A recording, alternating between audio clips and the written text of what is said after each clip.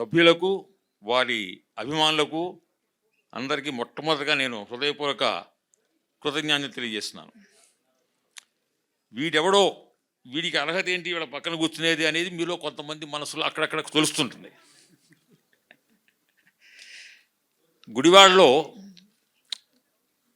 అక్కినేని నాగేశ్వరరావు గారు ఆయన సినిమాల్లో నటించడం ప్రారంభించిన తర్వాత ఇల్లు కూడా కట్టుకోవాలి అప్పటికి. కానీ నా ఊరు ఇక్కడ నేను చదువుకోలేకపోయానని చెప్పని ₹1,00,000 1950 సంవత్సరంలో ₹1,00,000 విరాళం ఇచ్చి అక్కినేని నాగేశ్వర కళాశాల కట్టించారు.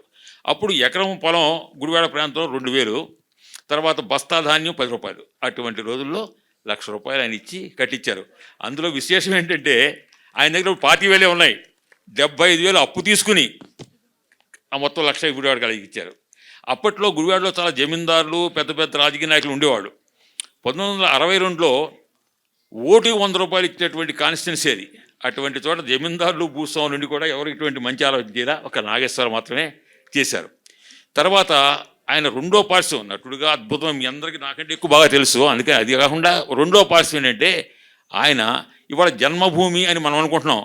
ఈ జన్మభూమి అనేటువంటి కాన్సెప్ట్ని ఆయన 70 సంవత్సరాల క్రితం అనుకుని గుడివాడలో అక్కినేని నాగేశ్వర కళాశాలకి ₹1,00,000, వాళ్ళ ఊర్లో ఒక స్కూలు, తర్వాత శ్రీ వెంకటేశ్వర విశ్వవిద్యాలయానికి 40,000, ఆంధ్ర విశ్వవిద్యాలయానికి 40,000, తర్వాత ఉస్మానియా యూనివర్సిటీ 40,000, మద్రాసు యూనివర్సిటీకి ₹40,000 చొప్పున ఆయన ఆలోచించారు. అంతేకాకుండా గుడివాడలో, విజయవాడలో నుండి ఆంధ్ర లయోలా కళాశాలలో ఆయన అప్పట్లో మళ్ళీ 20,000 ఇచ్చి, ఇప్పుడు కూడా ఎవరైనా గుడివాడలో విజయవాడలో లయోలా కళాశాలకి వెళ్తే అక్కినేని ప్రిన్సిపాల్ గారు రూమ్ పైన అక్కినేని నాగేశ్వర పేరు రాసి ఉంటుంది అన్నమాట. అటువంటి పనులు చేశారు. ఇంకొక గొప్ప విశేషం ఏంటంటే ఇవాళ బుడమేరు వచ్చి మనకు విజయవాడ అంతా మునిగిపోయింది.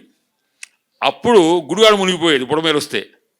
తర్వాత అక్కినేని నాగేశ్వర గ్రామం నుంచి ఏలూరు వెళ్ళాలంటే, పశ్చిమ గోదావరికి వెళ్ళాలంటే 15, మళ్ళీ హనుమాన్ జంక్షన్ 15, మళ్ళీ అక్కడి నుంచి 70 కిలోమీటర్ల దూరాన్ని తగ్గించి ఆయన ఒక వారధి కట్టించారు. అక్కడ బుడమేరు మీద వంతెన కట్టించారు నాగేశ్వరరావు గారు. వంతెన కట్టించి ఆ బుడమేరు గట్లు వేయించడంతో ఇవాళ మేము విజయవాడలో మునిగిపోకుండా గుడివాడలో హాయిగా ఉన్నాం. అది నాగేశ్వరి పుణ్యం అని చెప్పని మీకు మనవి చేస్తామన్నా. అక్కినేని నాగేశ్వరరావుతో నాకు చాలా అనుభవాలు ఉన్నాయి. వారు చైర్మన్గా ఉన్నప్పుడు అమెరికా నుంచి వచ్చారు. ఫస్ట్ టైం వచ్చినప్పుడు కాలేజీకి వచ్చారు. అప్పుడు నేను విద్యార్థి నాయకుడిని. అయ్యా చైర్మన్ గారు మేము కలుస్తామని అంటే మా ప్రిన్సిపాల్ గారు, లెక్చర్లు భయపడ్డారు. వీడు విద్యార్థి నాయకుడు, వీడు పిచ్చి మాటలు చెప్తే ఆయన దగ్గర మా మీద అని చెప్పి నాకు లేదు అన్నారు. నాగేశ్వరకి ఈ విషయం తెలిసింది. రమ్మండి రమ్మండి మమ్మల్ని విద్యార్థి నాయకుడిని పిలిపిస్తే ఏంటి మీకు ఏం కావాలి అంటే, మాకేం అవసరం లేదు సార్, మీ కాలేజీ కట్టించారు, మాకు మీరు కనుక ఈ కాలేజీ ఇక్కడ కట్టించకపోతే నాబోటి వాళ్ళు గుమస్తాలుగా మిగిలిపోవడం, ఇంటికాడ తిని భోజనం చేసి కాలేజీకి వెళ్ళే అవకాశం ఉండేది కాదు, చేశారు మీరు. మరి ఎందుకు ఏంటి అన్నారు. ఏం లేదు సార్, మాకు చాలామంది పేద విద్యార్థులు ఉన్నారు, సైకిల్ మీద డబుల్స్ వస్తే కాలేజీకి పోలీసులు పట్టుకుంటున్నారు సార్ అన్నా నేను. అదేంటి అని అమ్మటే డిఎస్పీని పిలిచారు. అక్కడే పిలిస్తే డిఎస్పీ వచ్చాడు. వచ్చే ఏమయ్యా ఎందుకు పాపం స్టూడెంట్స్ కదా, కాలేజీకి వెళ్ళే వాళ్ళు డబుల్స్ ఎక్కినా కానీ మీరు ఏమో కాలేజీ అనగానే మీరు వదిలేయాలని చెప్పి అన్నారు. అంటే ఆయన ఉన్న డిఎస్పీ తెలివితేటలుగా, సార్ మీరేమో ఇద్దరని చెప్తున్నారు, ముగ్గురు ఎక్కుతున్నారు సార్ ఏమో అని చెప్పన్నాడు. అప్పుడు నాగేశ్వరు మరే ముగ్గురు ఎక్కమన్నాడు, ఎందుకంటే ఈయన పడితే మీ తల్లిదండ్రులు బాధపడతారు అంటే అంత ఇదిగా ఉండేవాడు ఆయన. ఇంకా చాలా సునిశ్చితమైన హాస్యం ఏంటంటే నాగేశ్వరికి అద్భుతమైనటువంటి కోనియాక్ అంటే మహా ఇష్టం ఆయనకి. ఆయన విశాఖపట్నం ఎప్పుడు వచ్చినా మా వెంకటరావు మామగారు విఎస్ ప్రసాద్ గారు ఇంట్లో ఉండేవారు. ఆయన విశాఖపట్నం వస్తే భోజనానికి, డిన్నర్కి మనతో ఆయనతో ఉండాలి. పిలిచారు. ఒక రోజు నేను యూనివర్సిటీలో పాఠం చెప్పుకుని 1 గంటకి వెళ్ళా. అప్పుడు వాళ్ళిద్దరు మంచి కోనియాక్ తాగుతున్నారు. గ్లాస్ పట్టరారా అన్నారు. సార్ సార్ సార్ సార్ అన్నాను. ఏంటి అన్నారు. పగలెందుకన్నా అంటే పగల తాగి నేను విఎస్ ప్రసాద్ గారు చెడిపోయామా, నువ్వు తాక్కుని గొప్పడవుతావు మాకంటే అన్నారు. అంటే అంత సునిశ్చితటువంటి హాస్యం, అంత ఆప్యాయత ఉండేటువంటి మహామనిషి. ఆయన గురించి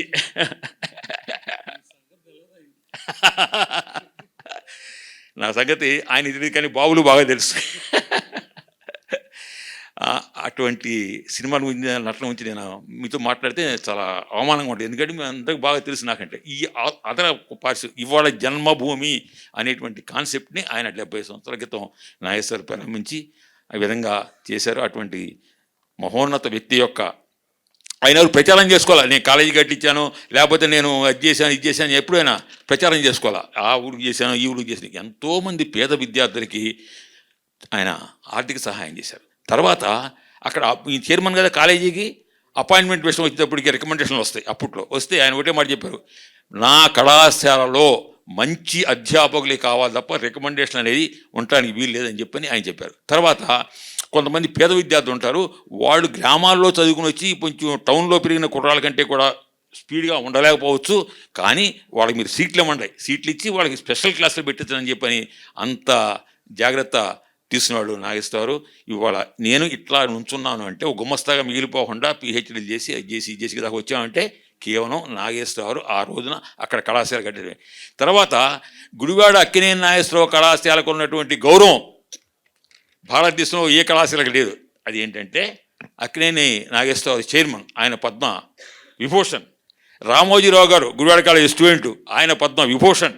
హోమ్ సెక్రటరీ పద్మనాభయ్య గారు పద్మభూషణ్, నేను పద్మభూషణ్. తర్వాత మన డెంటల్ డాక్టర్ గారు, ఇంకా 6 పద్మశ్రీలు, 2 పద్మభూషణ్లు, 2 పద్మ విభూషణ్ ఉన్నటువంటి కళాశాల అక్కినేని నాగేశ్వరరావు కళాశాల. ఈ గౌరవం భారతదేశంలో ఏ కళాశాలకి లేదని చెప్పి నేను మనం చేస్తాను.